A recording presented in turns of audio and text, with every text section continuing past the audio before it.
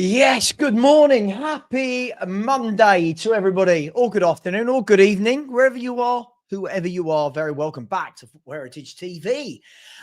We are slowly but surely coming out of the dreaded third international week. I believe it's the third international break since this season started in August. So we're slowly but surely getting there. England played yesterday.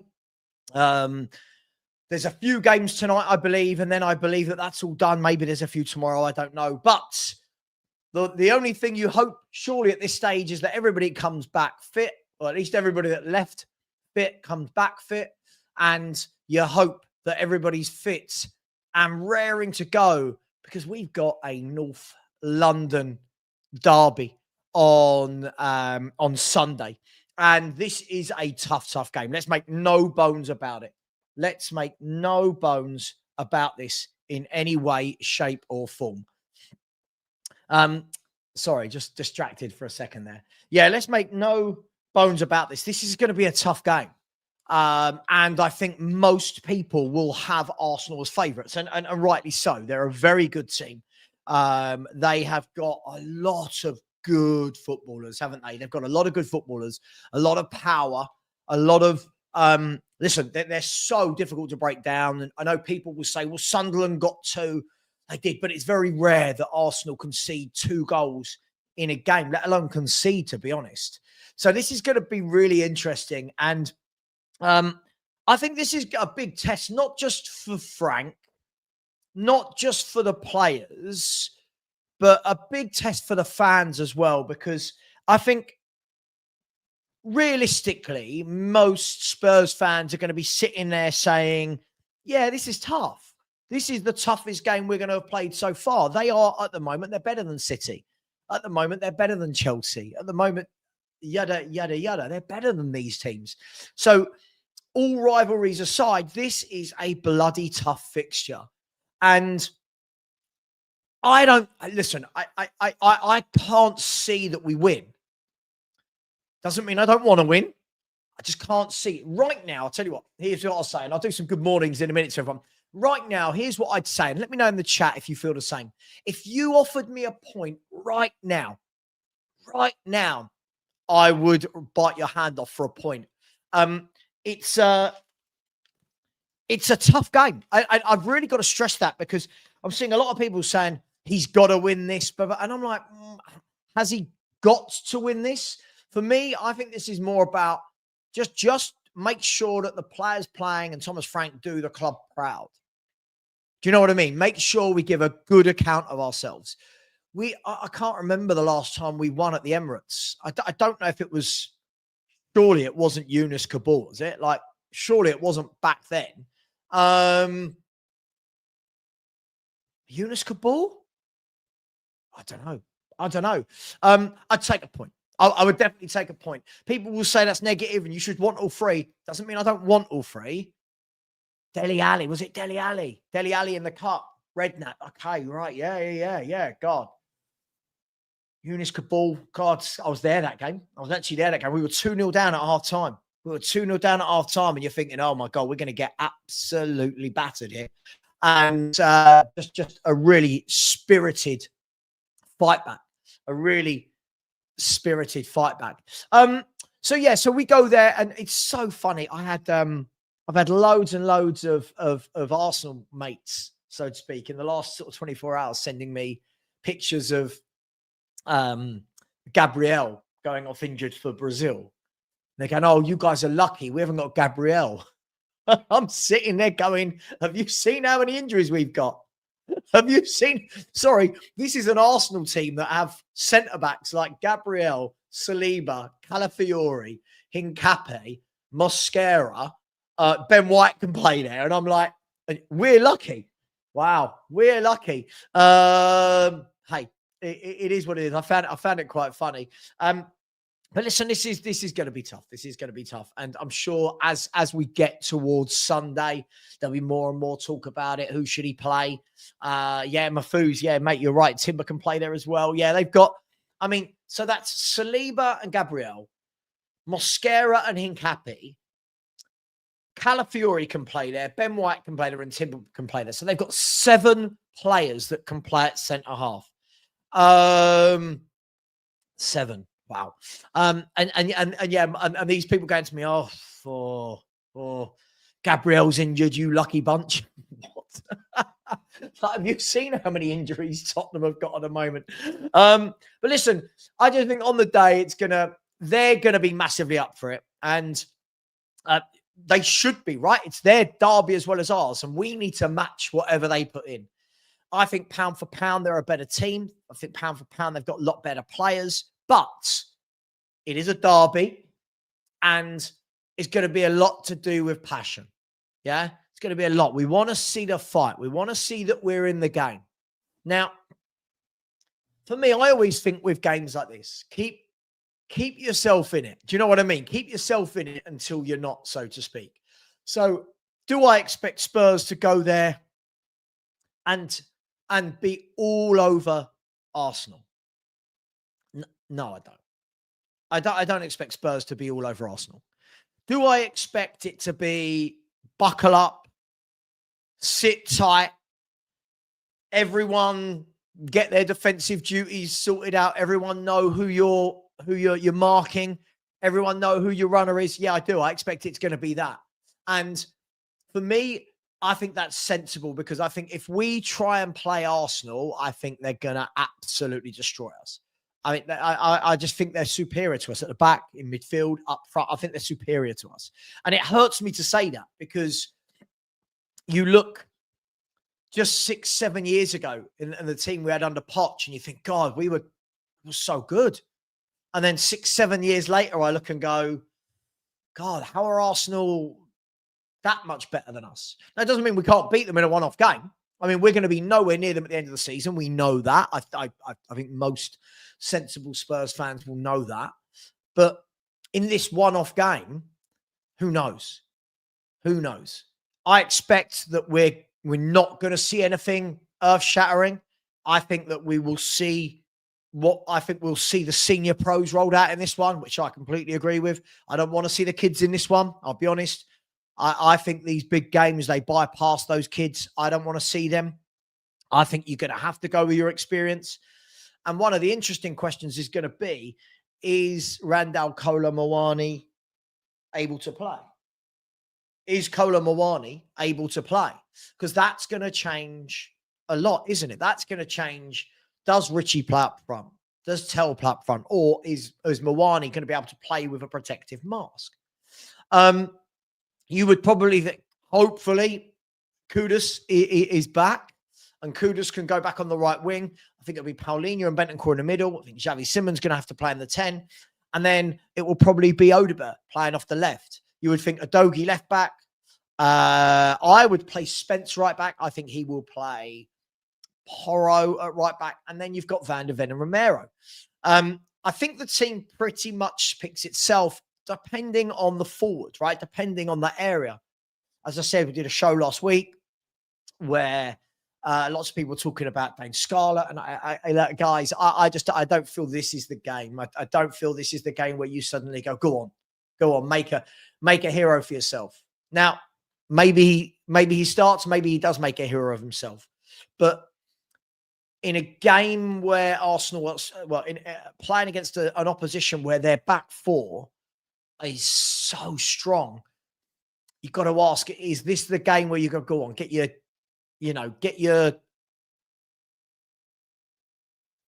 chance in this game? Is this the game where you give him that chance? I'm not sure it is. I think that it will be, assuming Muani doesn't make it, hypothetical at the moment, assuming, I think we will probably see Richie or Tell up front. And the problem is, I get it. I get what everyone's saying. I think when we remove the emotion and we talk about Richarlison, I'm not his biggest fan. I think you all know my stance on Richarlison. But what he does do is he does have games every now and then, like against Man City, like against PSG, right? He does have those games where he is hardworking, where he is a pain in the arse, where he is, don't get me wrong, this is never how I would judge a player, but where he is full of shithousery, should we say? And I hate judging players on, oh, can you wind people up? It's not how I want to judge them. However, in a game like this, I just think, would you rather start him or Scarlett? And then you've got to add Tell into this factor. You've got Tell, who, depending on who you speak to, you've got Tell's a left winger. And then depending on who else you speak to, no, he's a centre forward. He doesn't like playing left wing. But we're gonna we're gonna find it tough whoever plays, because none of those three are good at holding the ball up. That's the problem, right? None of those three. Well, Scarlett, Tell, Richarlison, none of those three are your archetypal target man. Brings it down his chest, lays it off, spins and goes. Richie's more of a bustler. Tell is more of a runner. Scarlett, I don't know, but so this is going to be really interesting. I think Odegaard would probably pick himself on the left wing. And other than that, in midfield, I mean, I want to see Xavi Simons. These are the types of games why you sign those types of players. Those are the types of games where somebody's got to grab hold of Xavi Simons and go, this is your moment. Show us. Don't get me wrong. I think he's steadily getting better every game. I think there's a long way to go. As I've always said, I know, depending on which show you watch, people are very impatient, but I think there are certain players that hit the ground running.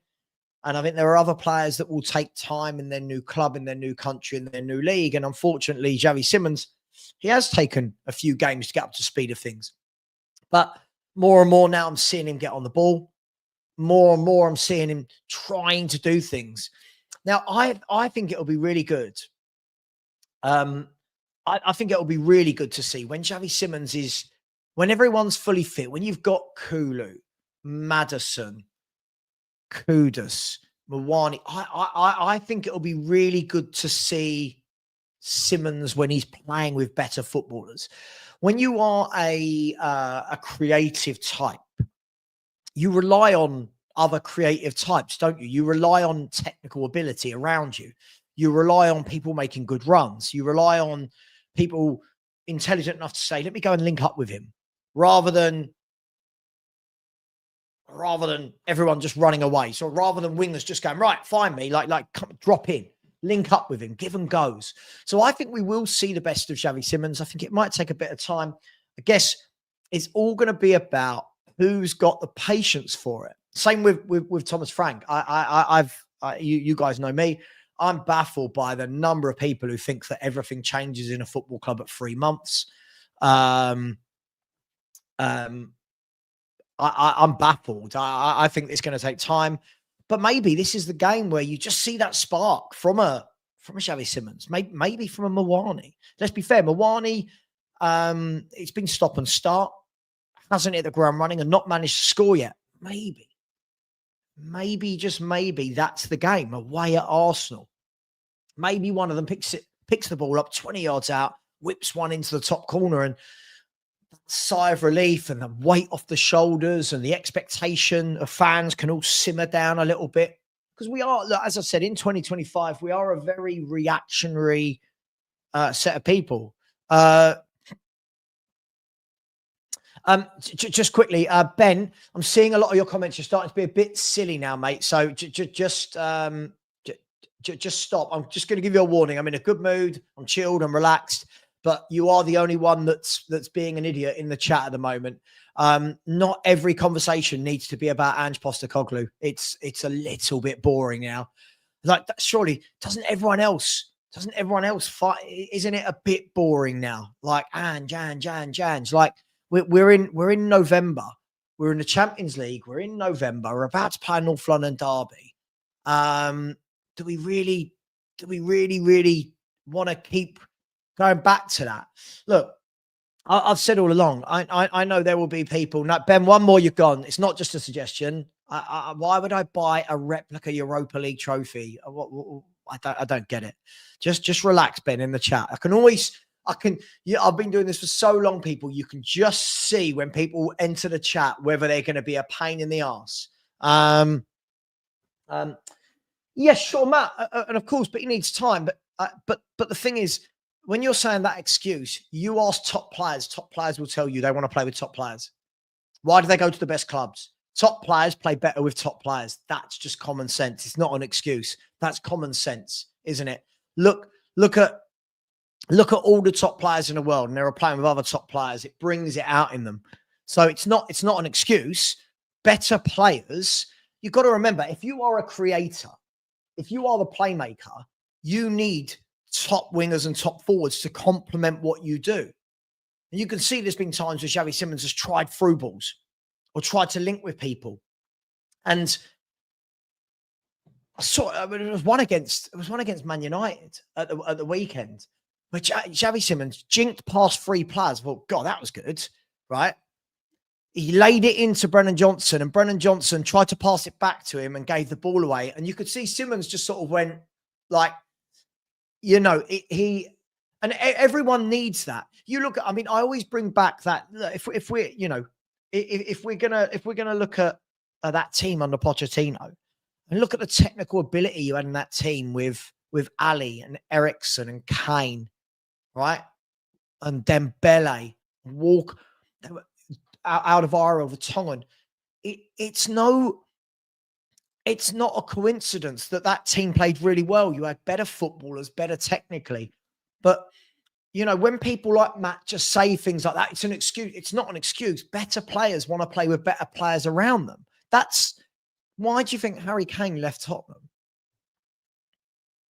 Why do you think Harry Kane left Tottenham? Harry Kane wants to play with Musialas, Diaz, Goretzka, and yada, yada, yada, yada, yada, right? He wants to play with Gnabry and Elise. Wouldn't you? Like, if you were a professional footballer, you want to play with the best players. You want to play with players that if I pass that person the ball, the likelihood is I'm getting it back, or the likelihood is that person's not going to give it away. And I've said this for too many years now. I've said this for so many years.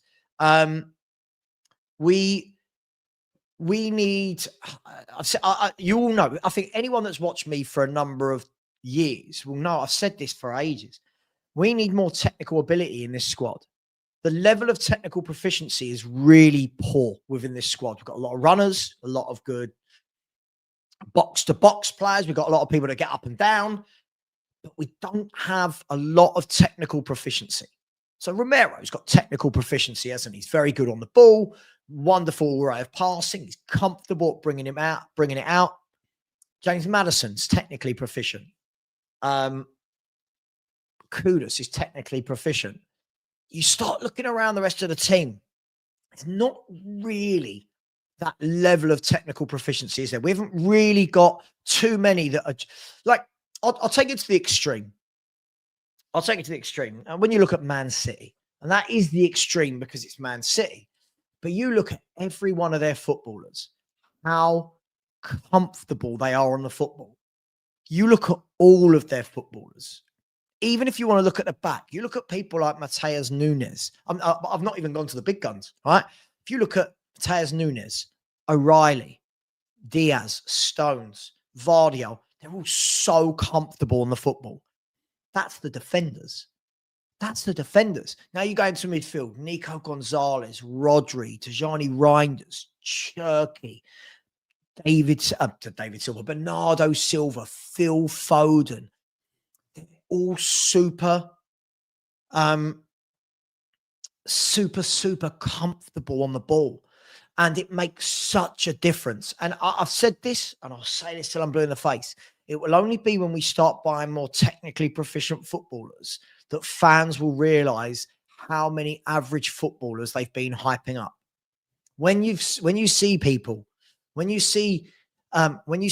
like the Sars and the Bergvals and the Basumas and the Johnsons and the Richarlisons and the Tells, when you watch these people, then when you upgrade them and you bring in proper, experienced, seasoned quality pros, you're going to turn around and go, yeah, there's the difference.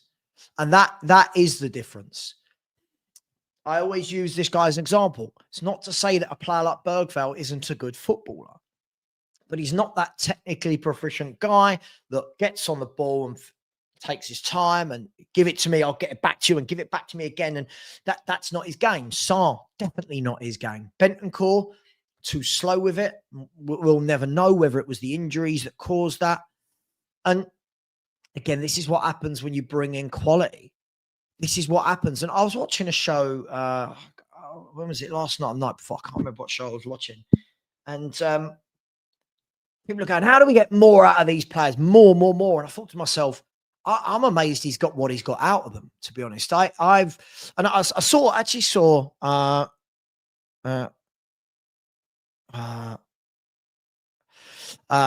Crag, I'm just going to block you if you start coming in and start saying silly things. Please stop, Crag. We've had this dance before when you started emailing me and asking why you were blocked. It's because you talk about things like this. Just stop. Everybody, I'm happy for anybody and everybody to be here, but please talk football. I don't want any silly people in my chat, right? Mike, you can disagree all you want, but why are the better teams with the teams with the better players? It's not about playing tick-a-tacker. It's about being comfortable with the football. Not everything's tick-a-tacker. This is what I don't understand, guys and girls. We've got fans that truly believe that our players are good enough to play a really nice brand of football. We haven't played a really nice brand of football since Pochettino's era. I don't, listen, according to Savin, no coach or player can improve any player.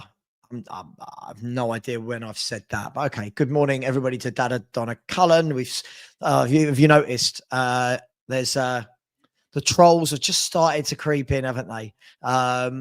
Listen, I think coaches are brilliant at upskilling players. There's a difference between upskilling a player and turning a player into technically proficient footballers. That's just not how life works. Phil Foden didn't wake up one day, didn't wake up one day and someone went, right, we're going to coach you. You're going to be technically proficient. He would have had that in his feet. It would have been honed, but Phil Foden as a footballer would have been technically proficient from a little kid, right? It is what it is.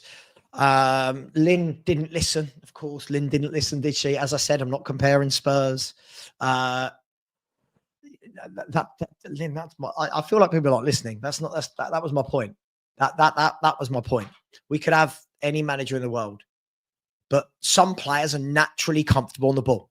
Some players are really good passers of the football. Look at Papa Sarr. Papa Sarr has got so many strengths to his game. The reason why Papa Sarr is very inconsistent is because there are games that pass him by. And it's normally the games where we've got the football. It's normally the games. Yeah. It's normally the games where we've got a lot of the ball, where you realize how good or bad a footballer is with his feet. And the thing is, people don't watch. People say things that aren't true. And then when you hit them with facts, they go, yeah, but it's my opinion. It's like, cool. But no one's going to tell me that there's a single midfielder at this football club who can dictate a game. Like there isn't, right? There isn't. James Maddison from Playmaker is the most comfortable footballer we've got, without a shadow of a doubt. When you look at down the years, look at his passing stats, look at his creativity, he's comfortable on the ball.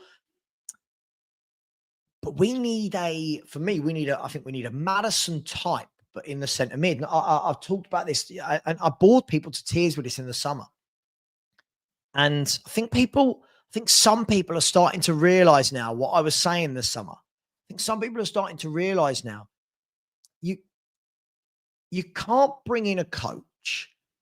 And I've said this the last few weeks, haven't I? A lot of people throw the word coach out there and you can tell they don't really understand what it means. They're like, oh, he's a coach. Who's better? You're like, whoa. First and foremost, you would say the entire back four. But second of all, right? But second of all,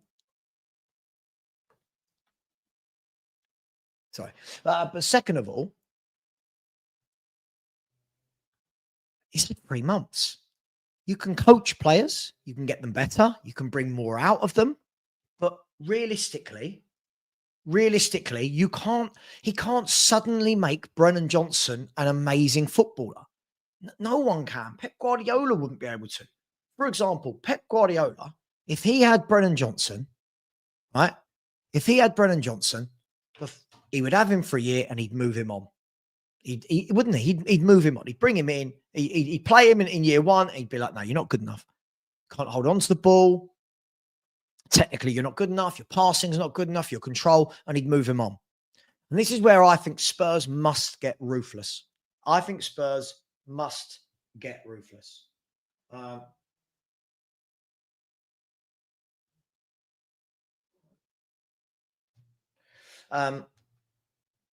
They must get ruthless. Sorry, I was just checking a message.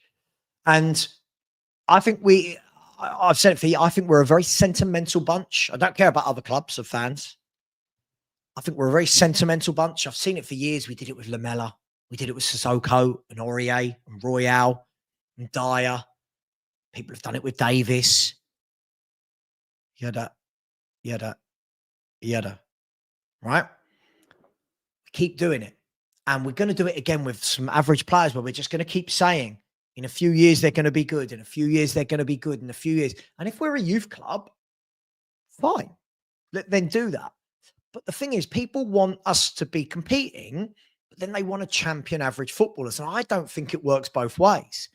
I think you've got to, you see the quality of the player, you realize, I think the only question you have to ask yourself is, if you look at the big four in the Premier League, you look at Chelsea, Arsenal, Liverpool and City, and you ask yourself, right, how do we, and this isn't just Spurs, by the way, Villa will be doing this, Newcastle, United, how do we compete with them? How do we, not in a one-off game, how do we compete with them on a regular basis? How do we match them? How do we get near them? Well, you have to ask the question, don't you? Quality. You need quality. And I've talked about this word for so many years. Quality, the Q word. We want to find reasons. It's Thomas Frank. It's the it's the quality. It's not luck that Arsenal are top of the table. They've got the best squad. They've got the most quality. That's how you match them. You could have the best manager in the world. Spurs could take Pep Guardiola right now. We're not going to match those bigger clubs year in, year out with the squad we've got. And now that takes time. Right? Craig, one more, you're gone. You keep talking about milk. It's very odd. One more and you're gone. Please, just one more. Everyone's seeing I'm giving you a fair chance. Just stop. All I want to do is talk football, and people like you come in and just do really weird troll-like stuff. So I will block you. And this time, if you email me, I will not.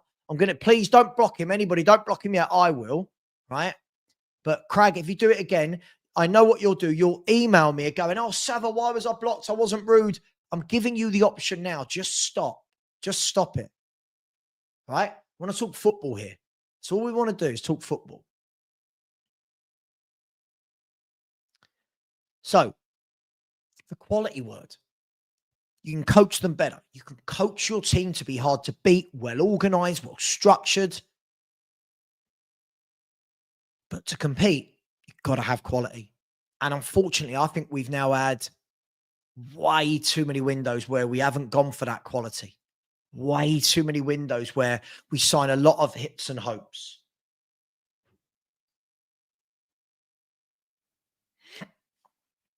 A lot of hits and hopes.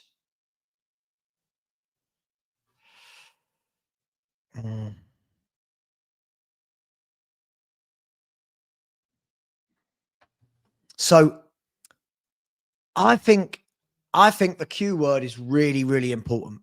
And I don't hear many channels talking about it, to be honest. I hear a lot of people that I feel like we go so much into depth of this tactic and that tactic and this setup and back threes and back fours. Sure. If we play a back three, it gets the best out. Sure. But you've still got the forwards you've got. You've still got the passing ability of the players you've got. And this is the problem. You can get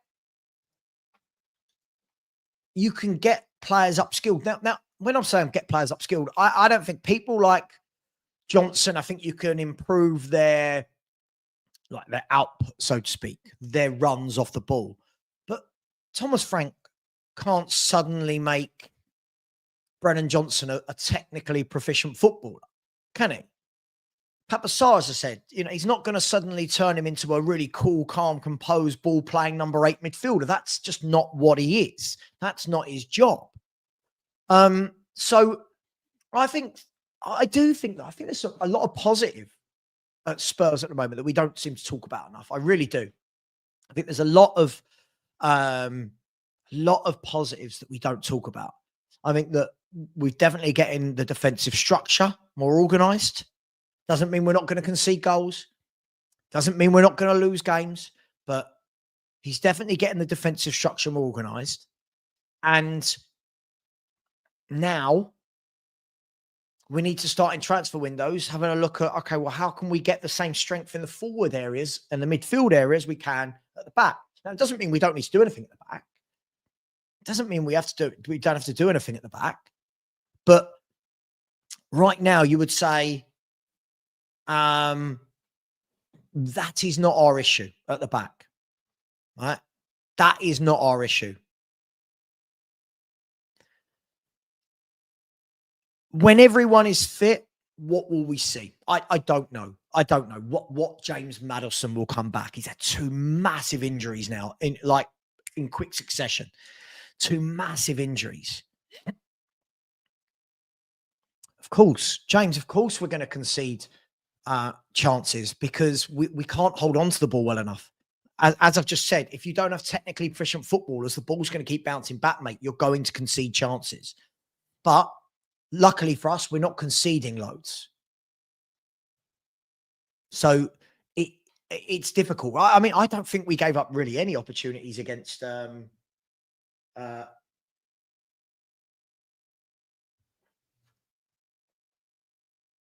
sorry, 1 second.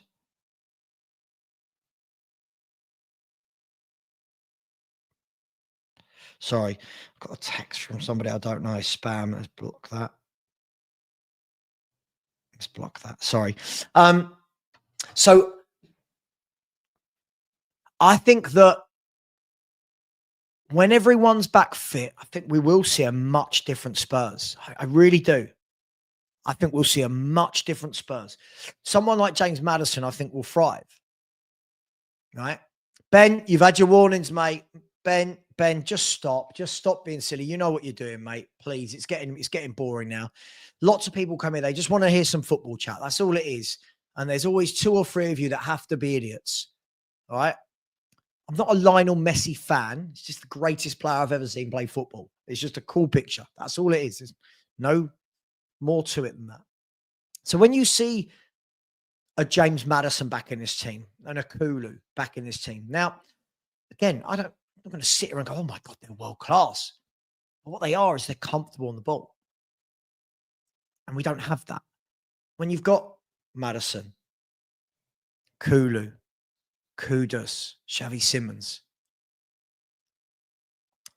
all comfortable on the ball, right? You will stop giving it away as much because comfortable footballers don't do everything in a hurry. If you've noticed, right? Top footballers don't hurry. Top technical players don't hurry on the ball. They are very, very comfortable. Very comfortable. They normally let the game play at their pace. If you watch over the years, you watch James Maddison. James Maddison's very good at just dropping left, dropping deep, getting the ball.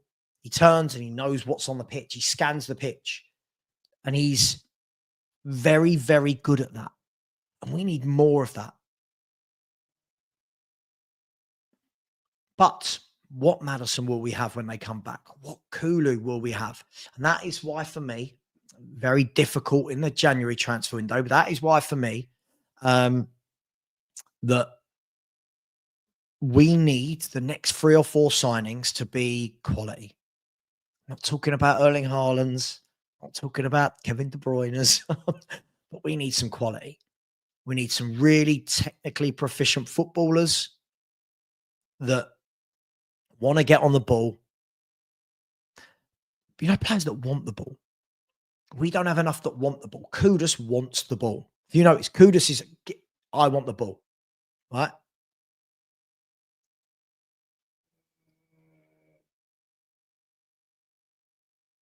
Players like that. You watch Xavi Simons play. Xavi Simons wants the ball. You watch him. Wants the ball. Wherever you're on the pitch, get it to me. I want it. I want it. But I tell you what it does do with a player like Maddison. It makes you realise, now he's not playing, I think we realise how good he is. I think he got a lot of stick for a number of years. Yes, he's not Mr. Consistency. Yes, he's not 10 out of 10 every single performance. But I think we're realising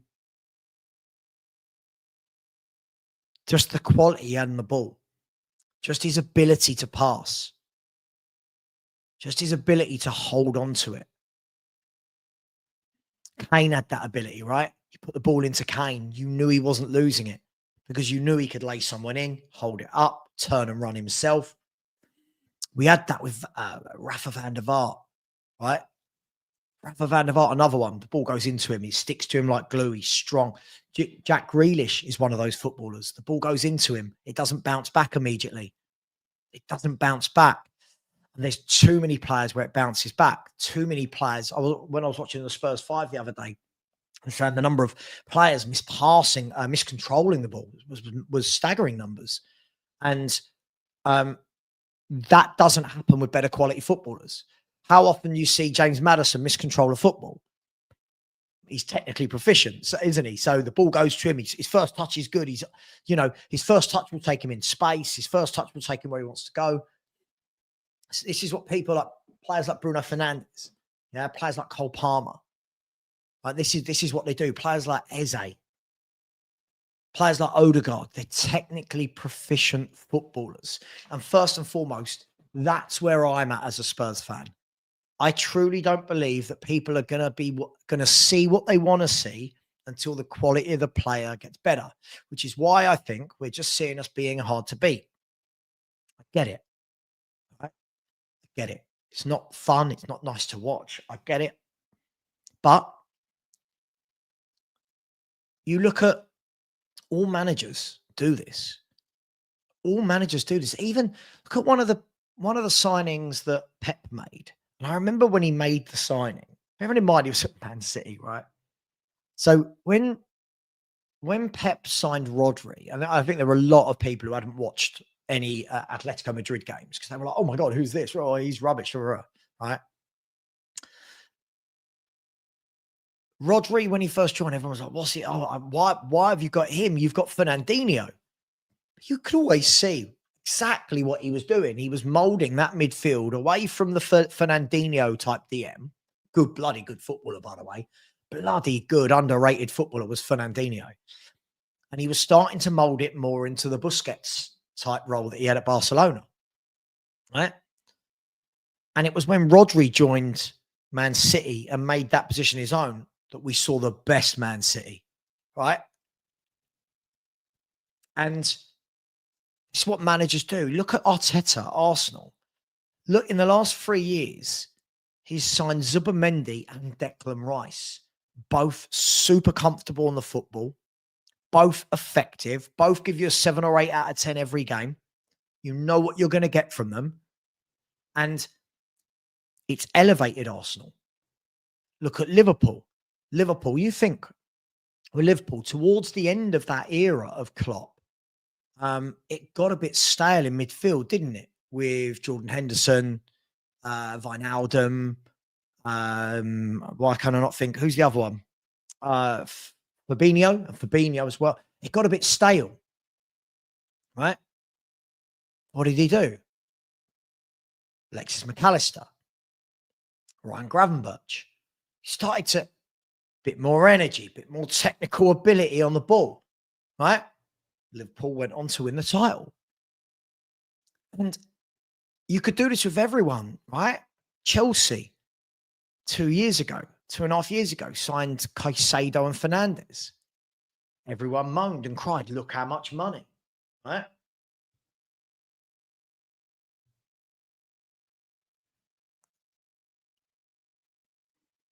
And look at Chelsea now, strong in the midfield. Strong in the midfield. And they're technically proficient footballers. That surely we can see that there is a link between the quality of players and the teams that always compete. Surely we see that link. So why are Man U not a really good team right now? Well, I look at Man U's midfield and it's non-existent. The midfield for me is everything. The midfield is the driving room, right? The midfield is the driving force of a team. And you look at Man United and you go, they got Kobe Mainu, Ugarte, Casemiro, all good footballers in their own right. None of them are that guy that, let me dictate the game. Ugarte's that box-to-box kind of destroyer. Casemiro, we know what Casemiro is. You know, Mainu's more of a runner, carrier. And Spurs are pretty similar. You've got Paulinho, who does the DM role. You've got Bentancur, who does the neat, tidy 5-yard pass role. Bergvall and Sarr, who are runners with the ball. And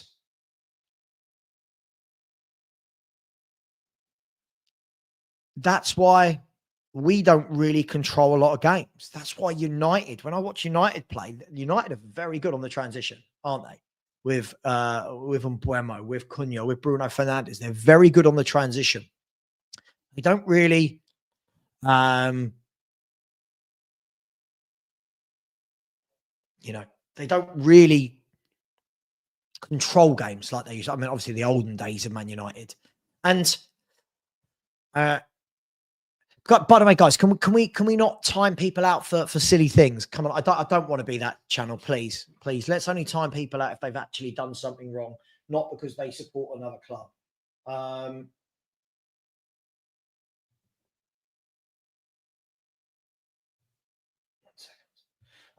Who's that? Oh, big up. Thank you very much. Somebody bought me a coffee. Who bought me a coffee? Mark Taylor.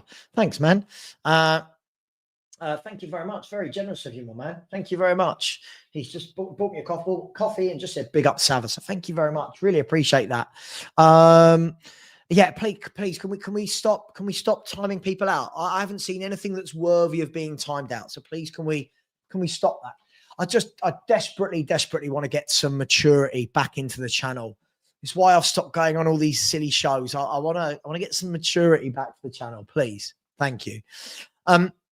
So for me, this is where I'm at. I've not changed my mind once over the years. I've not changed my mind. We need a midfield that can control a game. We need a forward who can score goals and hold the ball up well. We need a top winger. More than anything, we need these players to be technically proficient. So I see all of these tactical experts on why this player should play there and why this formation should be adopted. I'm seeing people say 3 at the back is the answer, which I don't disagree with in some games. But the problem you're going to have is you've still got the level of footballer that you've got, which I think is amazing what he's getting out of them. So I don't think it's all bad and doom and gloom at Spurs. So many, I mean, I'm seeing a lot of comments and chat where it's just all doom and gloom. I think we're right at the start of a journey. I can explain. I didn't think Brennan Johnson looked good at Forest either. So again, this is just made up. I don't know. People in the chat I remember going, please don't buy Brennan Johnson. Please don't buy Brennan Johnson. Technically, he's always been awful. So this isn't true, Lynn. This isn't true because we've got better players around than the at Forest. What you mean to say is he ran onto through balls and scored goals for Nottingham Forest, right? Big up my man, John James. Long time no see, John. How you doing? Hope you're well, my friends. So 3 main play styles: play from the back, high line, direct over the top. It's all coming to the fore, and some teams don't know how to deal with how to plan for opposition. Yeah. Look, there's obviously lots of different styles of play, right? And you're going to have some people that prefer counter-attack, transition. You've got some people that prefer the all-out possession, tick-attacker type thing. You got some people that like it. Let's get it quick. Let's go direct. Forget the transition. Forget all-out possession. Let's just get it forward quickly. I think that works when you've got a really good forward line. For example, under Conte and under Jose, when we were at our best was getting it quickly to Kane and Son because of the quality they had, right? As I keep saying, if Kane and Son played in this team, we'd be scoring a bag full more goals and look really dangerous up front because they're quality footballers. Not saying now Sonny's got a bit older, obviously Kane's, but it's all about quality. We can have this conversation until we're blue in the face. People can argue all day long about you got to do this, you got to do that, you got to do that. But there's a reason why the cream rises, because it's the best, right? The cream rises to the top. And we can make excuses all day long. Look at, people like Lynn pretending Johnson was better at Forest. At what? I watched Johnson at Forest and went, please don't sign this boy because technically he's not good enough. He hasn't suddenly lost his technical ability. He never had it. He never had it for me. So I think it's all very different. Like right now, this is the first time in about 11 years, by the way, I think we're seeing a Tottenham team that doesn't have Kane or Son. And I think what we realised is when those two play together and make of this what you want. I think when those two play together, I think they papered over a lot of cracks. A lot of teams, don't get me wrong, there was obviously the team they both played in under Poch, which was a very good team. But after that, for 4 or 5 years, I think these two papered over some very average squads.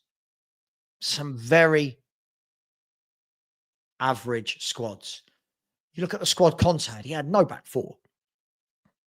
Other than when Romero joined. He had no back four, back five. Very lightweight options in midfield. But hey, we were always going to score goals, right? We were always going to score goals. Now, look at Jose. Jose had nothing, didn't he? When you think about it, Jose had nothing at the back, nothing in midfield, and was like, right, what am I going to have to do here? I'll tell you what I'll do. I'm going to have Harry Kane dropping deep, and he's going to play through balls. Right? Into Son, linking up with Son. And because Harry Kane is a top-class footballer, Harry Kane can do that. Now, fast forward to 2025. Who can do that in this team? Where's that quality up front? Where's that quality up front? When the ball goes into that forward area, who do you guys really look at and go, this person will get us out of trouble today? Is it Solanke? Is it Mawani? Is it Richie? Is it Tell? Is it Johnson? Is it Odeber? And I don't mean one-off game. I don't mean cameos. I'm talking about Son and Kane did this week in, week out. Right?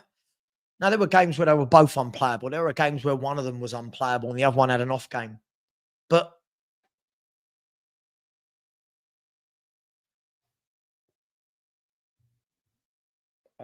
hang on. Philly wants to join. Let me join. Just assuming I'm having people on. I love this. Just can I get a link? So for me, I think that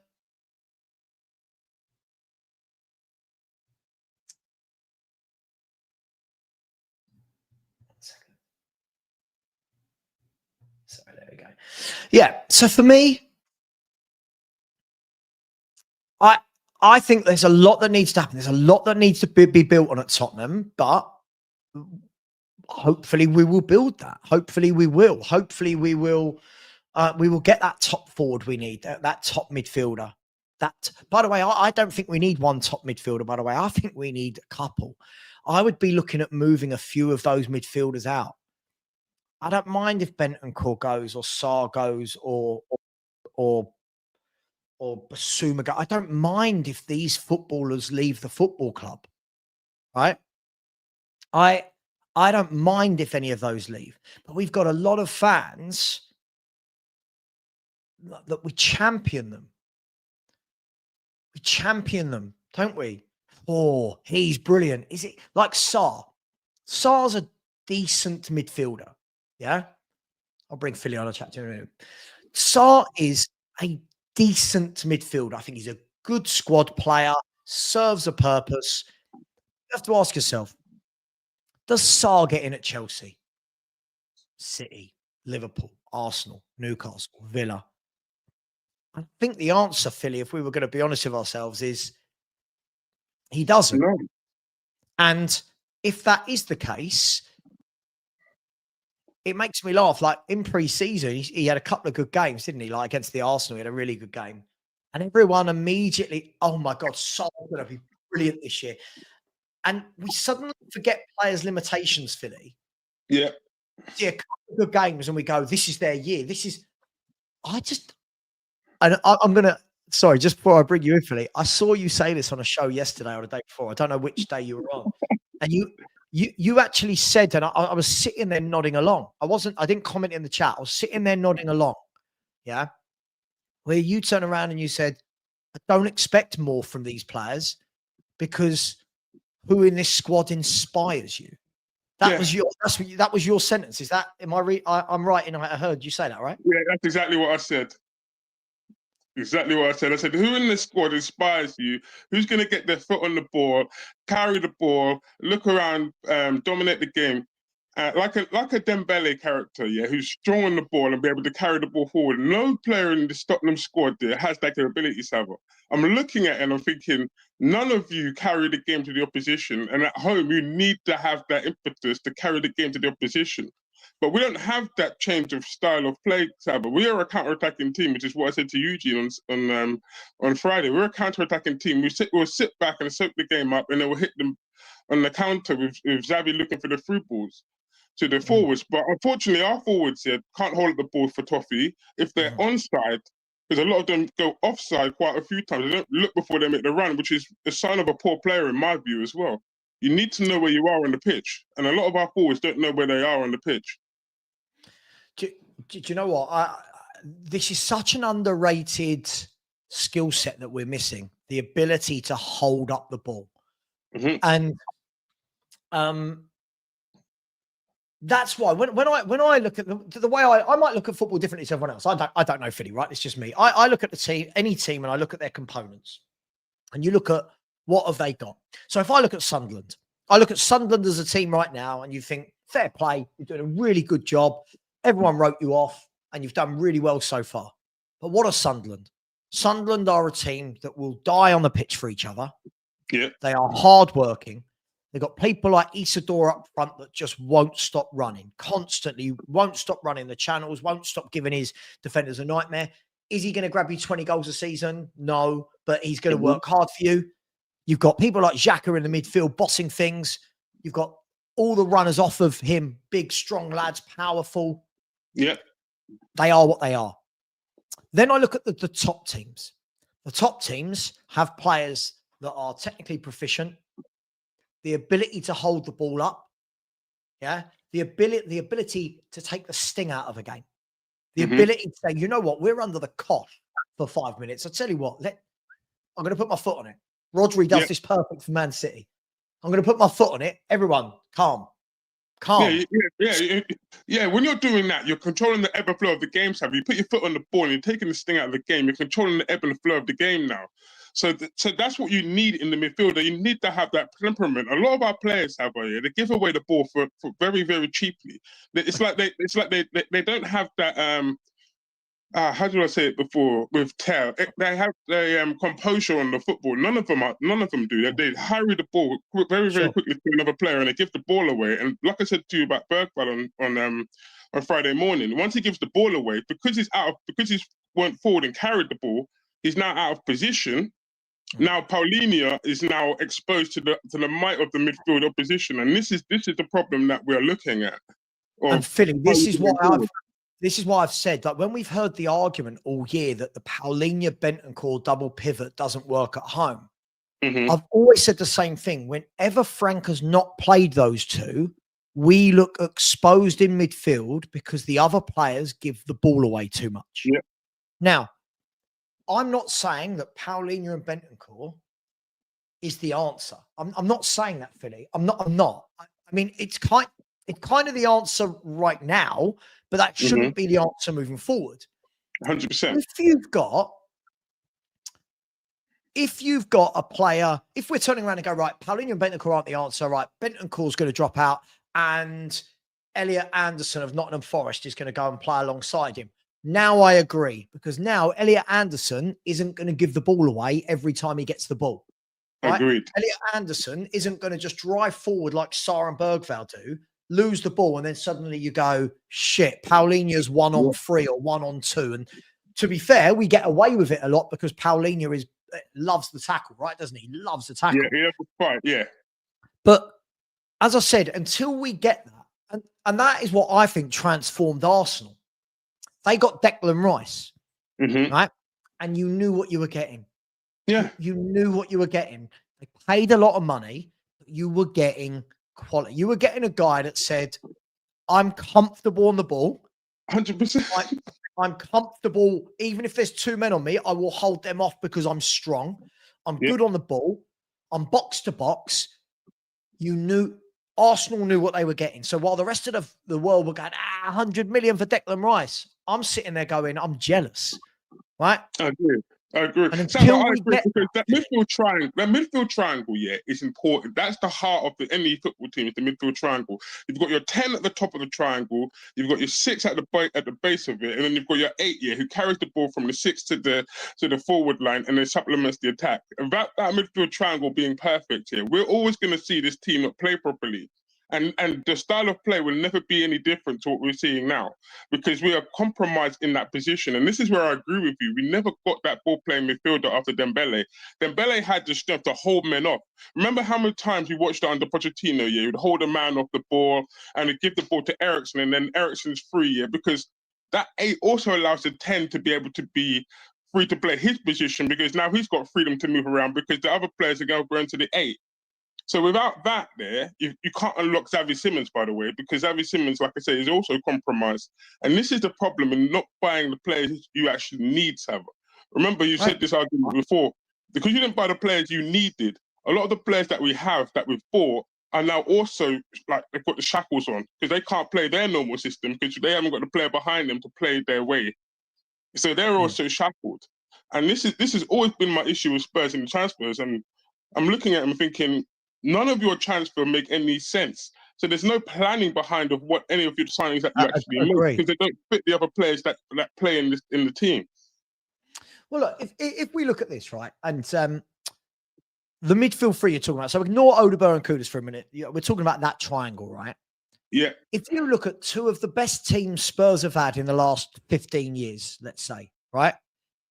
If we look at the Harry Redknapp team, and that midfield three would have been Modric, either alongside Huddleston or Parker, and in the 10 was Van der Vaart. Yeah. And you had the ball playing ability of Luka Modric to dictate a game.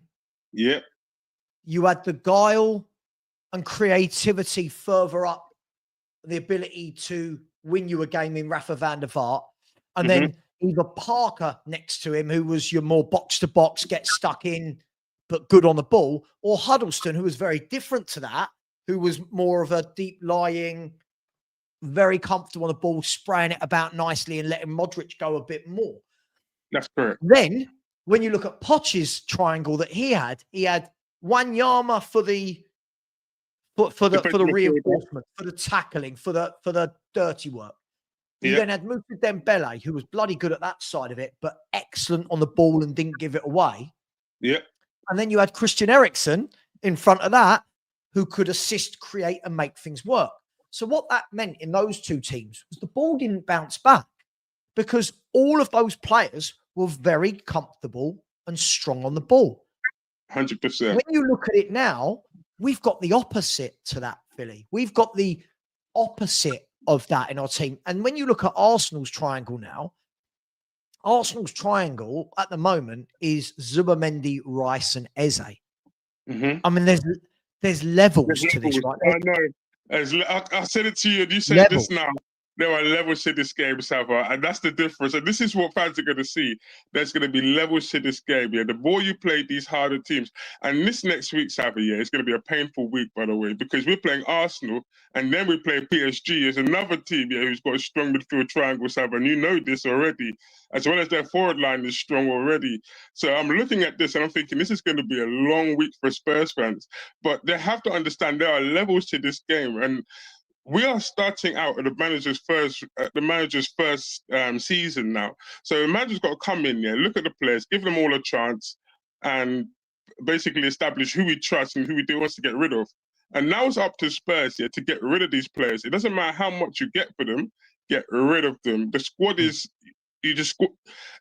all proceeds greatly received is what I was going to say. Yeah, if you've got to take 20 million for the pigeon, take the 20 million for him. If you've got to take 10 million for Solanke, for example, take the 10 million, because we're not going to get the 50 million that you spent from him. That money is gone, Sava. So this is why I said in the first place, I didn't want these level of players coming in, because once you spent that money, all the money that you spent on them is gone, because you will never get that back from the transfers. So take the loss while you can get it. Philly, absolutely, mate. I think the difference is, right, is I am not sentimental about these footballers. Do you know what I mean? Like, I know there are fans that really attach themselves to a player. 100%. I'm not sentimental to them. I mean, you think at our age, how many footballers you've seen join Tottenham and leave Tottenham, right? Like, same with managers, right? Yeah. I'm sentimental for Thomas Frank. No, I'm not. Thomas Frank will leave at some point, and then we've got another manager, right? Unless Thomas Frank's going to be here for 25, 30 years and see me until I die, you know. Yeah, I know. That's what's going to happen.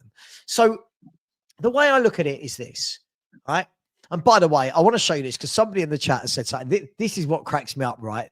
The denial we live in, right? So like Bradley, whoever Bradley is, big up to you, Bradley. He said Zubimendi isn't that good on the ball, by the way. Philly, have a look at this. Zubimendi isn't that good on the ball. No, he's superb on the ball, right? This is Zubimendi in green and Declan Rice in yellow. Look at the level they are, right? I'm going to show you. This is our best one in Bentancur.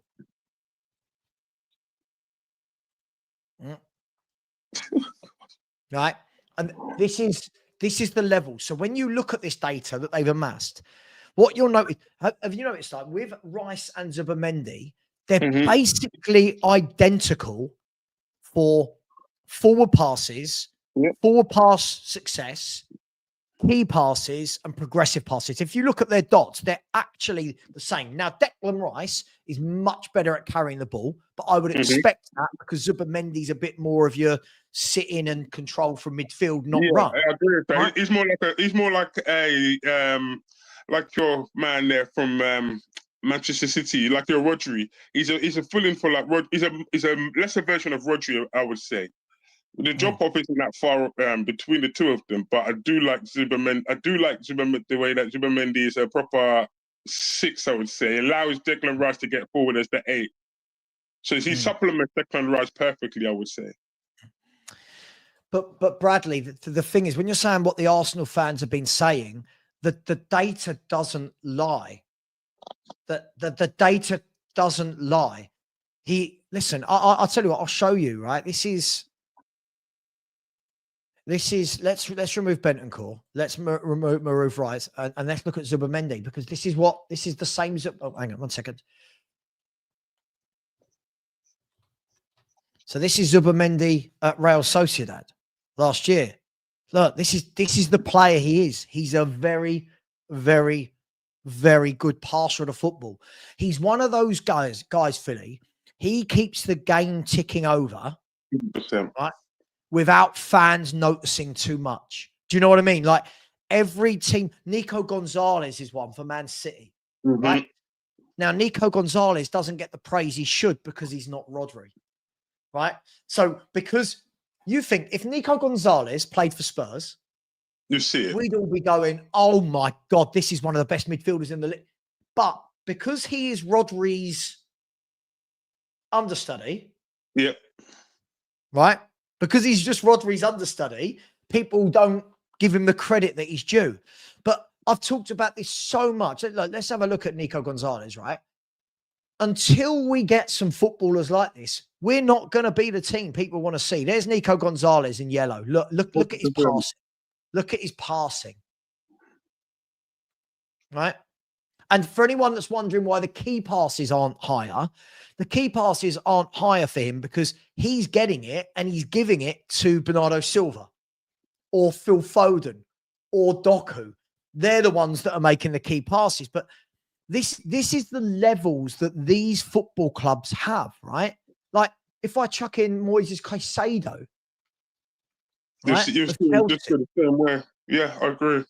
Look at these level, Philly, and yet our fans think you can coach players to that level. I know. I said this. I agree with you 100%.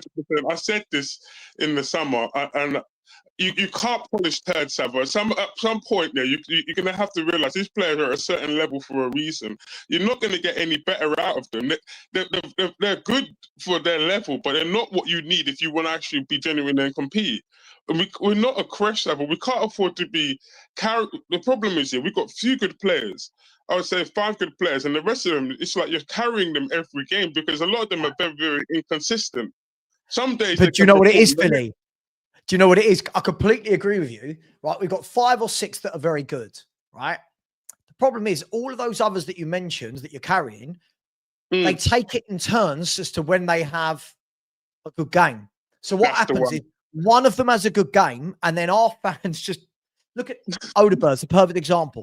Odegaard has a couple of decent games, nothing amazing, just a couple of decent games as a winger, and he's got to play week in, week out. Cool. Matisse Tell scores a goal. Told you there's something in him, right? The problem is Sarr's the same. Bergval's the same. We go through these spells of, Papa Sarr's brilliant. And then the same fans the next week will go, why is Sarr on the pitch? He's done nothing. And but the thing is, Sava, is what you're saying there, yeah, I agree with you 100%. But it's the way that when they have a good game, yeah, it's look how I told you he was very, very good, yeah. But when they have a bad game, it's not I told you they were good, yeah. It's Thomas Frank's fault now. Thomas Frank's fault that he played the game, but Thomas Frank was in a rock and a hard place because this is the players that you wanted in the squad. So what are you asking Thomas Frank to do exactly? How would you change the course of the game?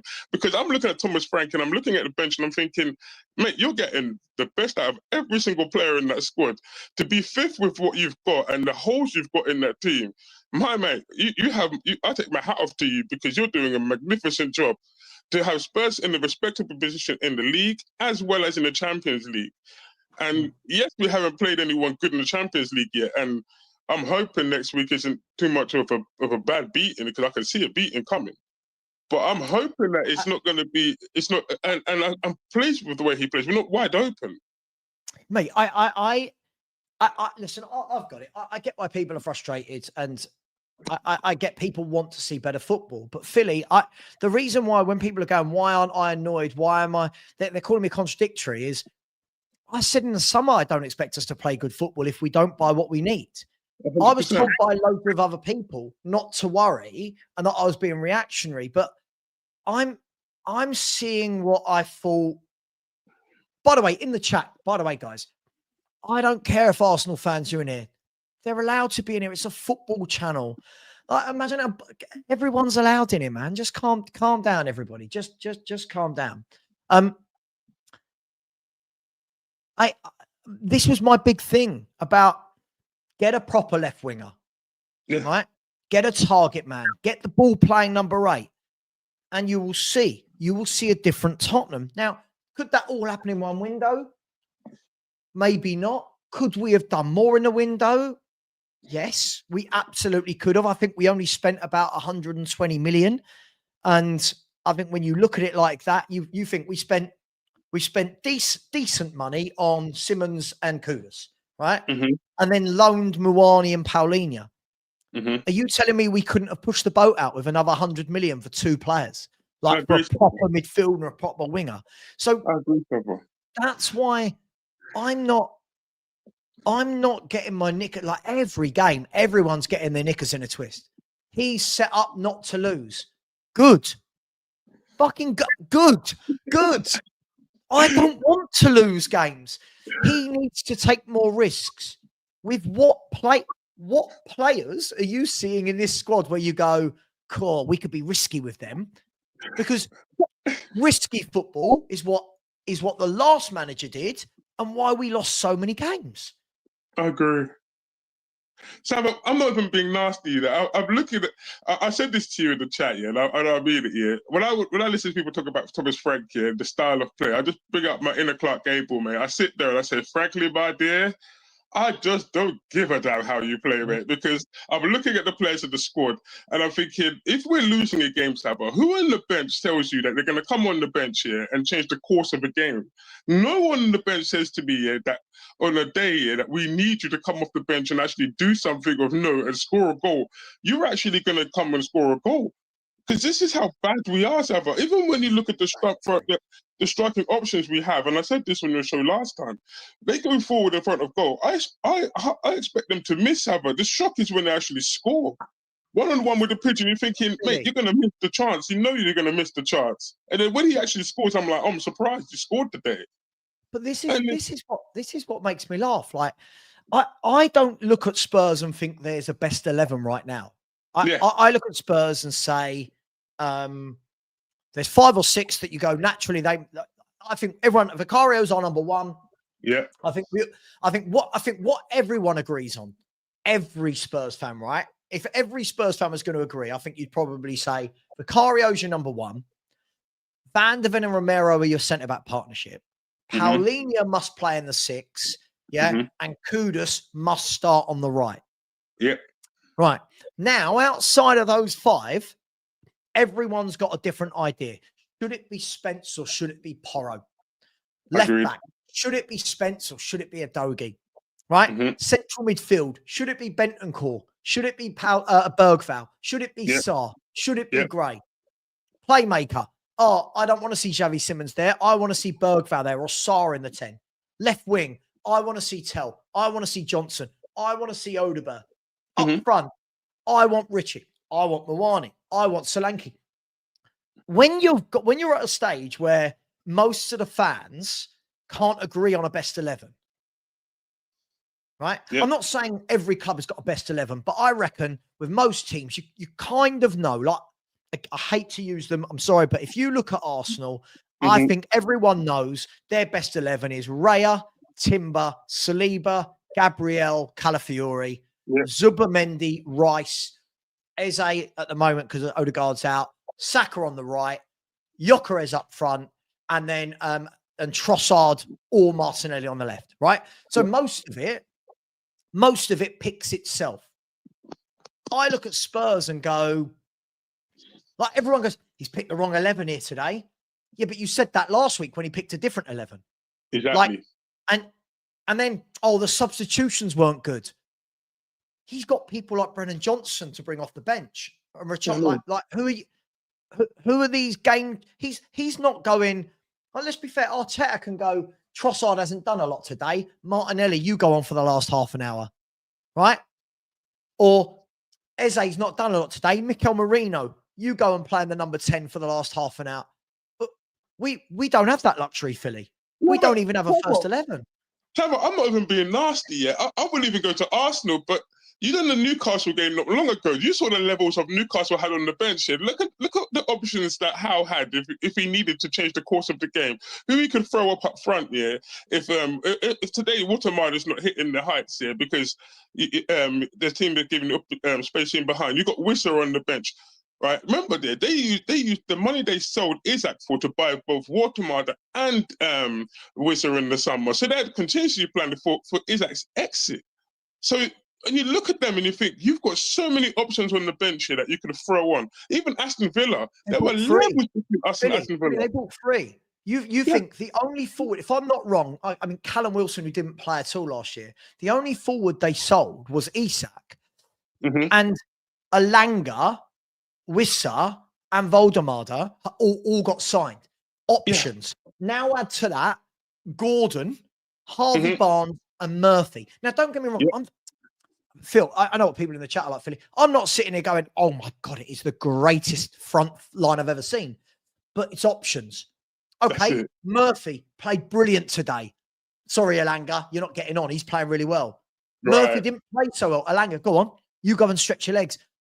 Gordon, I look at ours and go, it's just a bit powder puff. A bit, you know, look, none of other than Kudus, who I thought was a good signing. I really thought this summer we could have gone out and really revamped. No Son, no Kane, really revamped that forward line. And we did the bare minimum. I agree with you, Sava. This was the summer, where you say, right, so Kane has gone already, Son is leaving, and even if Son wasn't leaving, you really had the contingency plan that Son is already going to deteriorate because he's getting older. So you bring in a left winger and something that can carry the team along. But Tottenham just, it's like they didn't do it. They went on pre-season tour, Sava. All of them went on pre-season tour. All of them then went on private holidays. And then the last minute of the window, so they panicked. And they bought in Xavi Simons, and you're thinking Xavi Simons needed a pre-season. So you've wasted the pre-season on someone like him because he needed that pre-season to understand his teammates. Because he's basically had to hit the ground running coming from the Bundesliga. He doesn't know anybody over here. He doesn't know his living arrangements. And he's coming at the start of the season, and now he's got to hit the ground running because he doesn't know anyone around him, and you didn't buy properly. And then we've got Mwani, who's a last-minute panic buy because Juventus went and bought a Pender from Leipzig. So Mwani had nowhere else to go, and PSG didn't want him. So he had nowhere else to go, so Spurs brought him in. So you know it was a panic signing. And this is what I said to you about the January one. It's like a scattergun. I've got no problem if an opportunity presents itself, like Mwani on the last day. I've got no problem with going, let's take that option up. Right. But it does show that it wasn't planned. Like there wasn't, what was the actual plan? Clearly Spurs knew we needed a striker and waited until the last day of the window to act.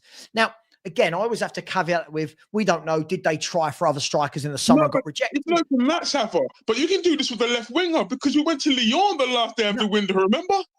I agree, mate. I agree. And just quickly, my man Chris Beresford, how you doing, Chris? Said very basically, we are asking Thomas to work wonders with second-string players. Whatever the selection, the outcome will be the same. Arsenal are miles ahead of us. Facts. I think the funny thing is, whatever I'm seeing now, whatever 11 he picks is wrong. Not in my mind. Whatever 11 he picks, everyone's now an expert, right? 100%. This is the problem. So if he starts a Dogie, you got some people going, that's right. Some people going, no, Spence should have started because the right winger that plays for them is really good and can beat them, right? If he starts Porro, it's, he's running Porro into the ground. But if he starts Spence there, why does he start Spence there? He's not as attacking as Porro. And I think I'll boil all this down to, this is what happens when you don't have enough quality. When you don't have enough quality, us fans sit and argue about players of lack of quality who should start. Now, you and I, Philly, we're not going to, if I turn around and say to you, right, when everyone's fit, who starts right wing? Who starts right wing when everyone's fit? You know, it's Kudus. Straight away, right. It has to be Kudus. So why would me and you not argue about that? because you know he's the best. He's actually a quality player, and he goes straight into the team. There's no competition for him in that team. So exactly. he has to go He is right wing. a quality footballer, right? That we all go, that's your number one right winger, right? I don't have anyone on the left I feel that way about. I don't have anyone in the number 8 I feel that way about. I don't have anyone up front I feel that way about. He is the best right winger at the club, bar no one. People in the chat saying Kulu, he's miles better than Kulu as a right winger. Kulu for me is more of a hybrid 10-8. I don't think he's a winger. But you've got silly people like Reese that say a lack of quality, but we could be getting more out of them. Let's break this down. Tottenham are currently sitting 5th, right? With the 3rd best defense in the league, and only the big 4 have scored more than us. Right? So only, sorry, no, hang on. Let me make sure I get that right. 1 second. Let me make sure I get that right. So only, who scored more than us? So Chelsea, City, we've got the 4th best attack and the 3rd best defense. And we got fans saying things like, he's got to get more out of them. I'm surprised he's got this out of them, Philly. I agree. And I like Reese there. What is he supposed to get out of Bergvall? And he's not getting out of Bergvall right now. What is he getting to get out of Sarr? These are right. Spurs bought young players here. They're inconsistent players. That is what they are. They're very, very inconsistent. You're gonna get high games. You're gonna get low games, and this is why I've not lost it like a lot of Spurs fans at the start of the season with Thomas Frank, because we've got very inconsistent players. But these are a lot of players that fans champion and put them on unrealistic pedestals. They put them up high without doing anything. And unfortunately, Thomas Frank is left with that, and he's getting the best out of what he can get out of them. So to be 5th, like I say, and playing all these games, right, where he is a coach here, and he's had very minimal time on the training pitch to coach his philosophies to the players, because we're playing game in, game out every 3 or 4 days. I think we've done listen. Stylistically is the problem for people, right? But the actual facts show we've actually had a very good start to the season. Yes, would we have wanted to go through against Newcastle in the Cup? Sure. But I mean, it is Newcastle away. It's not like It's not like we went to Tranmere and got knocked out to Tranmere away. Listen, league table, it's going to fluctuate up and down. It's so close, right? It's going to fluctuate up and down. But right now, I don't know. I don't know what it is people think they're going to see with this level of players. I genuinely don't. Right? I agree. I agree. I think what are the fans actually expecting Spurs to do this season? What were your expectations of Tottenham Hotspurs this season? That's what fans have to ask themselves. What were you expecting Spurs to actually do? I did a show on this, and I did a show on this 2 weeks ago where I said this is all down to individual expectation.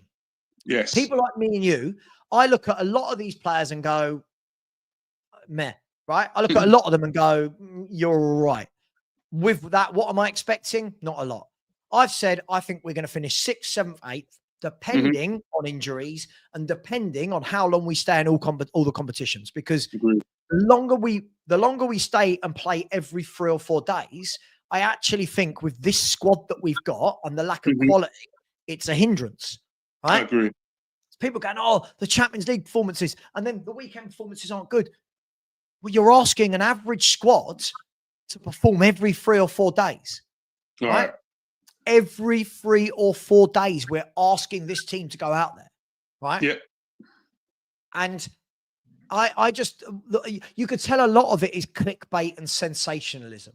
Right? You can tell a lot of it is Philly, because this is 3 months into his tenure. Yeah, but the thing is, I've said this before, and I've said this in the chat as well. It's like people expecting him to come in and coach.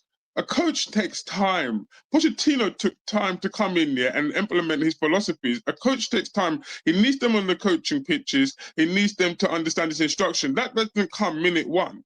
That doesn't come in 11 games. That takes That could take months. That could take a year to come through.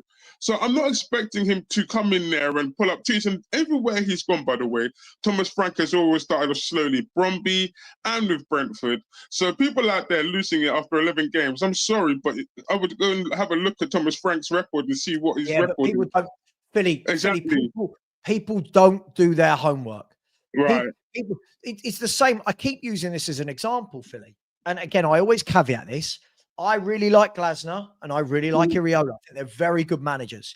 If either of them had got the Spurs job, I would have been just as happy with Frank getting it, right? But everyone doesn't do their homework. Everyone seems to think that the Bournemouth you see now and that get the praise now, that's not the Bournemouth he took over. That took him time and a number of years to get to that level, right? Is it your birthday, 100%. By the way? Yeah, it is. It is. Oh, happy birthday, man! Sorry, I didn't know that. Happy birthday! Happy Thank birthday, you very to much. my friend. Thank Happy you very birthday. much. There are the Bournemouth that everyone praises now. Iriola didn't win in his first 10 games. Yeah, I know. And I always say, imagine all the fans going, well, we should have got Iriola. Sure, I would have liked Iriola, by the way. But if Iriola had had this start, would you be on his back? If Iriola had not won in his first 10 games, Harvey, you're going to get blocked. One more silly comment, you're going to get blocked. Come on, mate. Just stop. Stop. No, but Tabo, go back to your conversation there. I think Glasner only had one win in the first 10 games. Let me just finish my point. That was my point. So Iriola started really poorly. Glasner at the beginning of last season went 9 games without a win in the Premier League. Yeah. Right? Now, imagine Thomas Frank had done that. He'd be sacked. I agree. Right? Any manager at Tottenham, if they didn't win in their first 9 or 10 games, would be sacked. So I'm not saying what happened at those clubs would happen at Spurs, but the moral of the story is they had some time.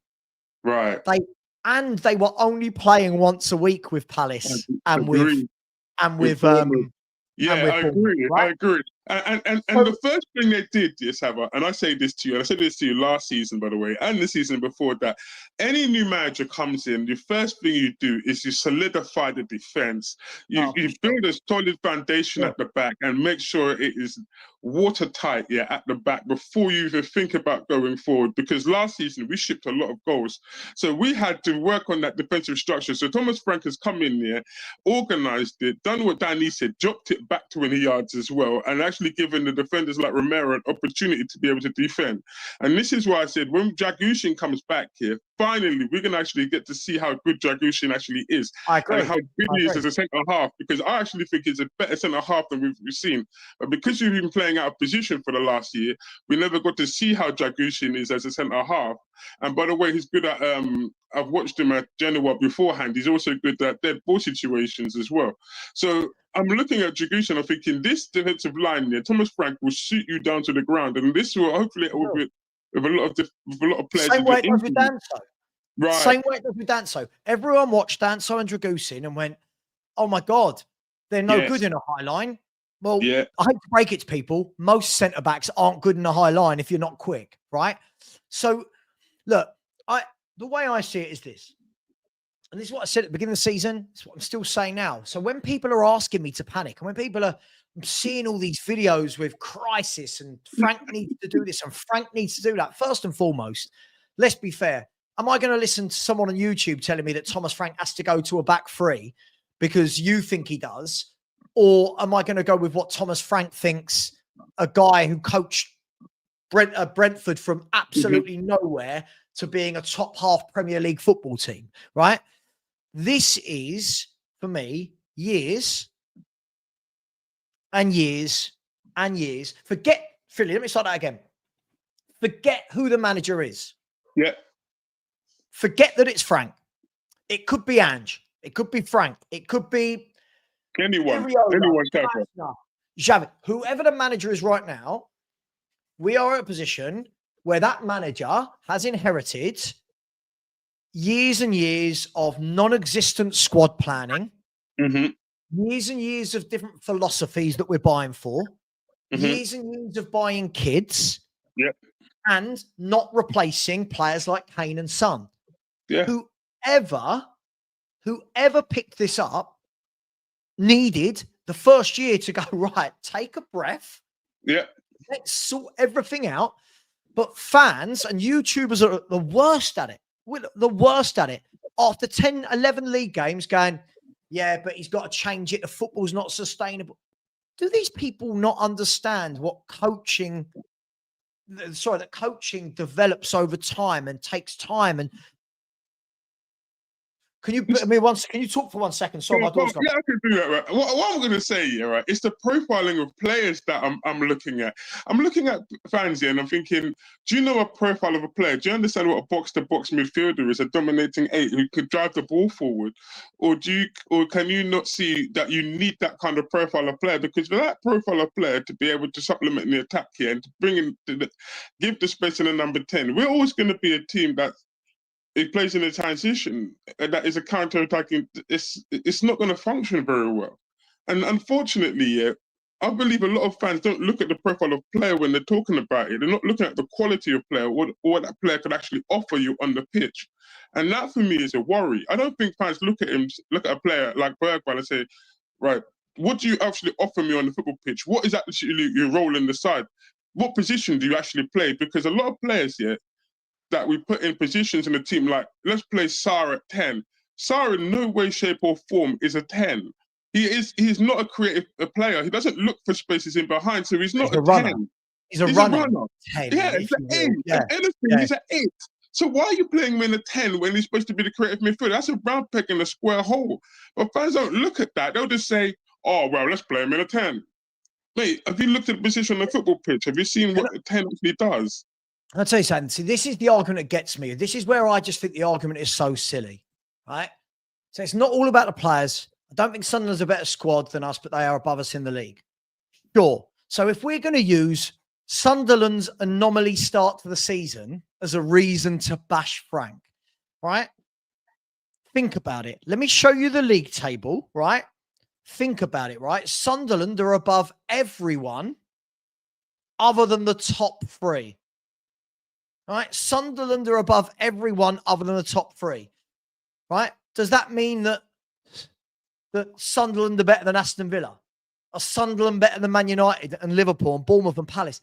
Like, when we do this, what annoys me about this sort of analysis, Philly, is people take such a short snapshot of time as evidence, right? Now, if at the end of the season, Tottenham finished below Sunderland, I'd be disappointed. Mm-hmm. But right now, Sunderland are riding the crest of a wave, right? We see this every couple of years. A team comes up, they start brilliantly, everyone praises them. Could they get Europe? I'm going to assure you right now, Sunderland will be bottom half of the table. They will be nowhere near the European places in 38 games, right? Agreed. But people are now going, oh, well, Sunderland haven't got a better squad than Spurs. Sure, but Sunderland aren't also missing 11 first-team players and they don't play every 3 games. That's what I was just about to say. They don't play twice a week here. Sunderland don't do. So they're fresh between. They've got a week off between most games to someone else's 3 days off. So when they do play again, they're going to be fresher than you when they play. And a lot of fans don't factor that one in. 100% time. Go on, mate. No, but that's the point, right? Right? That's my point. Is lots of factors need to be taken into account, and I just wish we could be. I just wish for a year our conversation wouldn't need to be so much about the manager in, the manager out. And unfortunately, I always acknowledge that I'm part of the problem because I'm on YouTube, right? I don't shy away from that. But I feel like there's so many shows now. I think there's so much talk about football that every little thing gets analysed. Every little thing gets analysed. 100%. Are Sunderland better than Tottenham? No. Right? Right now, do we truly believe if Solanke was fit, Kulu was fit, Maddison was fit, Kudus was, do we truly believe that we wouldn't have more points than what we do now? So that's my point. We have scored the 4th highest number of goals in the league without really having an attack.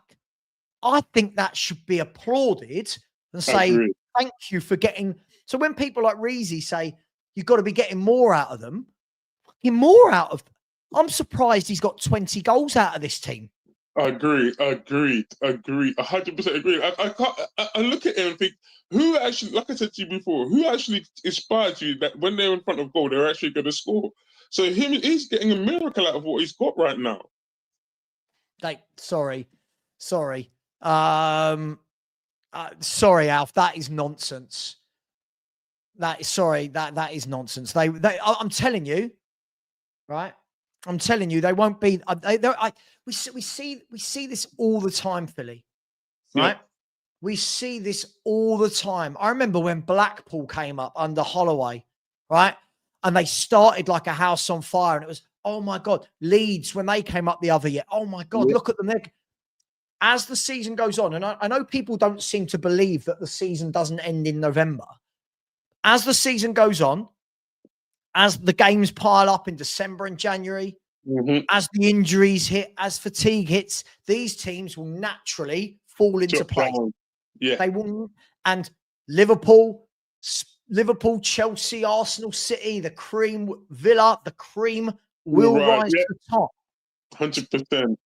And then you know what? We'll be sitting here next November, Philly, talking about somebody else that's doing it, and people will go, "Oh no, they're really." No, but I'm looking at Sunderland. Right, this is right. Like you said with Blackpool, yeah, Sunderland, yeah, have an air of mystery. No one knows what to expect from them at this moment in time. We've got to November, so no one knows how they're going to set up. So there's an air of mystery around Sunderland right now. But as the games pile up in December and January, and you've got FA Cup coming in, and you've got other tournaments coming in, and you get injuries and you get internationals and fatigue. And remember, there's a World Cup at the end of the year as well, right? Teams are going to work out Sunderland, and they will drop down. Naturally, they will drop down the table, like you said, because as teams work them out, and the players and the levels that they've got, you can see they're not going to be up there they're not going to be competing with the teams that are more established, like the Aston Villas and the Tottenhams, and they will drop down naturally. So I'm not worried. Sunderland, like you said, the league doesn't end in November, and to anyone celebrating league in November, wait till you get to Christmas and wait till after Christmas and the New Year run before you start saying about title runs and that, because there is no title race right now. We learned our lesson when we were top after 10 games and everyone started going, jump on the train of the title change. You're like, hang on, there's 28 games to go. Like you know, listen, as I always say, cream rises to the top, right? You're going to have anomalies. By the way, I would love Sunderland, but I've got nothing against Sunderland. I would love Sunderland to get in Europe. Why not? I just think what we'll do is we'll see them fall away. And think about it, right? Sunderland, if they lose after the next game, Sunderland could be 12th. Now, I don't think they will, because it would mean everyone below them wins. But that's how tight it is, right? So when we're saying Sunderland are above us, come on, we're so... I saw this argument so much the other day. Well, how can Sunderland do it? Have you looked at how much possession Sunderland actually have in games of football? Our fans would lose their mind if we set up like that. Right? Yeah. Our fans are losing their mind now. Right?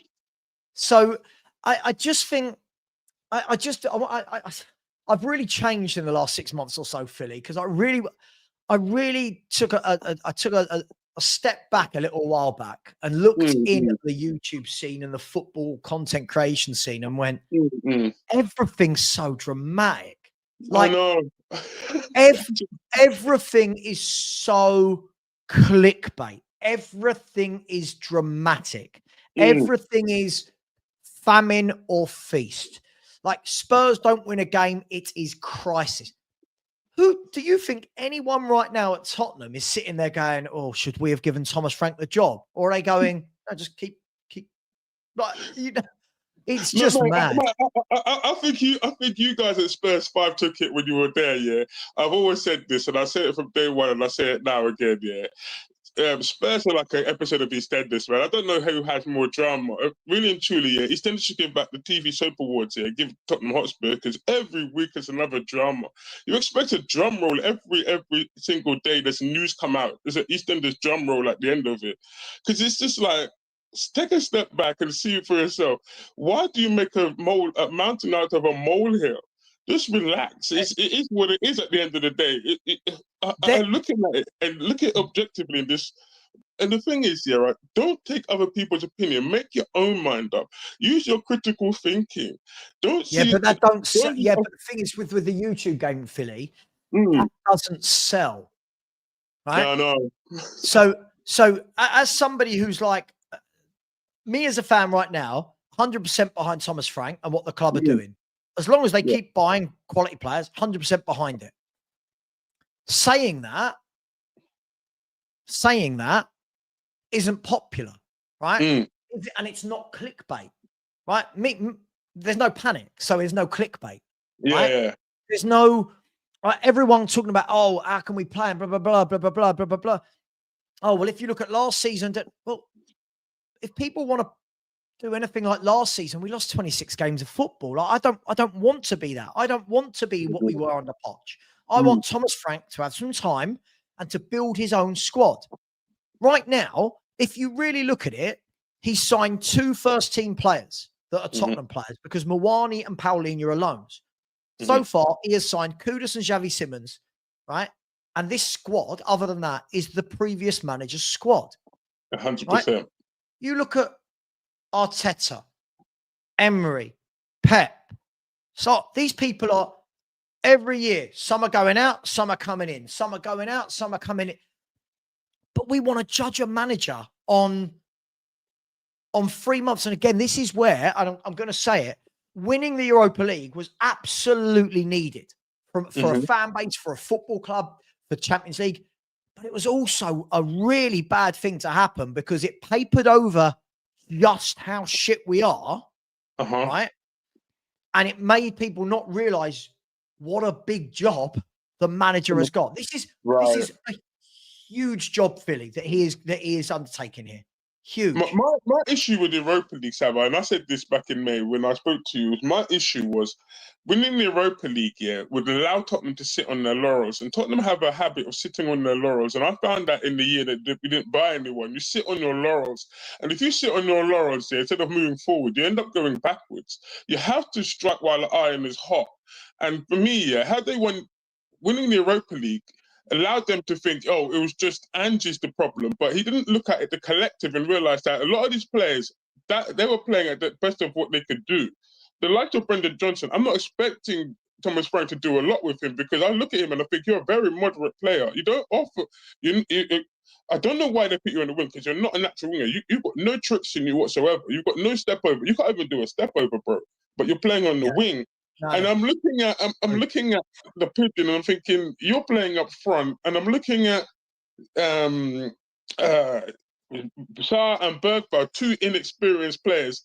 And I'm thinking, you are very moderate and very limited for what the manager wants to do. Yet we are asking you to work miracles with these players consistently, week in, week out, 2 games a week. And like I said to you in the summer, I feel the club as an institution let the managers down now, Saba. I reckon they do. I reckon I don't want to call it self-saboteur, but if you're going to bring a manager in, Saba, you have to give the manager at least a fighting chance. If you don't give him a fighting chance, then what is the point in hiring the manager in the first place? Philly, I'll tell you what happened. Let's just say and it is the minority, but for the minority saying get Frank out, he's terrible. Cool. All right, get him out. All right. And then you bring another manager in midway through a season. Then what we'll be sitting here and saying in 10 games time with a new manager, we'll be sitting here saying the exact same thing, saying we need a midfielder, need a left winger, need a striker, need a left back, need right. For me, if you are going to bring in a manager like Frank, who has shown at Bromby and Brentford, as you said earlier, for anyone who's done their homework, that he builds, right? Then take a step back and let him build. But we have too many fans that think a build, by the way, he's not rebuilding. There was nothing to rebuild from. He's building, right? We have too many that think building a team happens in 11 games. I saw 100%. someone the other day turn around and say, he's been here 3 months. Surely it should be better by now. And you're like, three months? You think that's a long 3 months? Europe, League Cup, Premier League, every 3 or 4 days. Do you think that in 3 months we're going to go, right? Oh, what a really good. Anyway, Philly, I do want to leave it there, my man. I need to go and grab some lunch. Let me do some super chats. First of all, big up to Mark Taylor, who sent me bought me a coffee. Thank you very much, Mark. Appreciate that. Gerald Goldsmith, always in the house. Very generous indeed. Thank you very much, Gerald. Really appreciate you. Thank you very much for your oh, sorry, I thought I was going to sneeze or cough or something. I don't know what happened there. Thank you very much for your generosity. Thank you, Gerald. Big up Mark Taylor, always in here with a super sticker. Thank you very much, Mark. Really, really do appreciate that, my man. Thanking you. Big up to Clivey Baby, who said, Zubi, I think, will be our player of the season. He's so, so good. So Clivey Baby is an Arsenal fan. Yeah, listen, again, another top footballer, but other fan bases who are jealous, just knock it. When Arsenal said they were signing Zubimendi, I was like, oh, God, I want Zubimendi. Like, that's the type of midfielder we need. Great player, really good player. Big up to you, my man. Big up to Andy Lester. So big up, Sava. I am good. How are you, Andy? It's a members show. Yeah, let's do a members show on Friday. Let's do a members show on Friday afternoon. We'll do a members show Friday. Big up to you, Andy. Thank you very much, buddy. And Finn said, think about our best performance under Frank. PSG first half and Man City. He played a back three. Point proven. He didn't play a back three against Man City. If I'm not wrong, I don't remember him playing a back three against Manchester City. I remember we played a 3-man midfield, and then we had Johnson, Richarlison, and Kudus as the front three. No, he didn't. So he didn't play. Now, this is an interesting one. Just before we wrap up, this whole using a PSG game, I think people have got very strange memories of what actually happened in that game. I agree. We worked hard. We worked hard. We battled hard. Had hardly anything going forward. And it was against a PSG team that hadn't played for 2 months. And it was their first kind of game in pre-season, so to speak. Yep. So if we did that, listen, I'm not saying there's not times where we need to go to a back three. I'm not saying that, Finn. But if we did that performance again, people will complain, oh, we don't create a lot. I think people are remembering the game slightly different to how it was. Let me just double check that I'm not lying here. Right, we're Spurs, right? Tottenham, when did we play them? We played them, PSG. I mean, people are remembering this game wrong. This is a game where Tottenham had 26% possession, right? If we play with 26% possession against Arsenal, everyone will crucify him. Yep. Everyone will crucify him. And I think we've got to be very careful. I've got no problem with it, but I think everyone's remembering the game very, very differently. It was a very good, battling, hard-working away performance, right? But everyone's complaining about the style. Anyway, big up to you, Finn. No, but the thing is, Sava, we've only got 3 centre-halves. So if you play 3 at the back with 3 centre-halves, ain't that a risk in itself? But I'm just saying that as a I've tried having this conversation, Philly. Like, I've had this conversation with Danny a few times. Said it's all well and good saying play 3 at the back, but when you've only got 2, for the last few weeks we had 2 fit centre halves. Yeah. Now we got 3. Problem is, let's use this scenario, Philly. Spurs start with 3 at the back, and we train all week for 3 at the back. Yeah. And in the first 10 minutes of the game, Romero, Danso, Van der Ven, one of them goes down with a hamstring injury. Yeah. After 10 minutes, you've got no defender to bring on. 100%. You are now scrapping your entire plan that you've worked on a week because you don't have enough fit centre halves. Right. Right? As I said, Philly, I'm not against playing 3 at the back, but you've got to have the personnel to do it. And Thomas Frank isn't silly enough to do that. I agree with you, Sam. This is always my fight back on 3 at the back. When people look at 3 at the back, I'm like, do you actually look how many defenders we actually got fit to play three at the back? We don't even have the depth at centre half to play three at the back, which is why Thomas Frank is in the halfway house. If he's damned if he does, and he's damned if he don't. So you might as well just let him get on with it. He's doing the best of what he's got.